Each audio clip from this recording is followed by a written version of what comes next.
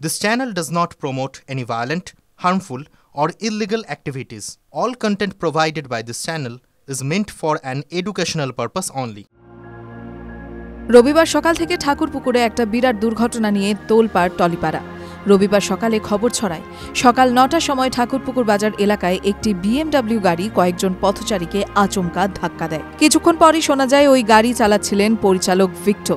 গাড়িতে বাকি কারা ছিলেন তা নিয়ে ছড়িয়ে পড়ে নানা গুঞ্জন। শোনা যায় সান বাংলার কার্যনির্বাহী প্রযোজক শ্রিয়া বসু, ঋতুপর্ণা সেন, ভিক্টো সকলেই নাকি ছিলেন গাড়িতে।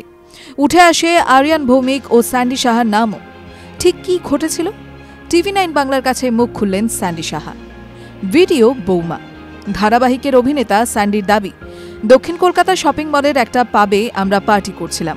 পার্টি শেষ হওয়ার পর ঠিক করি আরিয়ানের বাড়িতে পার্টি হবে। যেহেতু পরদিন শুটিং ছিল, শুটিং ফ্লোর আরিয়ানের জোকার বাড়ি থেকে কাছে। আমরা একসঙ্গে পার্টি করলেও বাকিরা আমাদের গাড়িতে ছিল না। আরিয়ানের গাড়ি ড্রাইভার চালাচ্ছিলেন, আর অন্য একটা গাড়িতে রিদি, শ্রেয়াদি আর ভিক্টোদা ছিল। ভিক্টোদা গাড়ি চালাচ্ছিল। স্যান্ডি আরও জানান, আজ শুটিং থাকায় আরিয়ান আর স্যান্ডি সরাসরি চলে যান শুটিংয়ে। শুটিংয়ে যাবার আগে স্যান্ডি সকালে ঘুমোচ্ছিলেন। ঘুম থেকে উঠে দেখেন রি 5 বার ফোন করেছেন।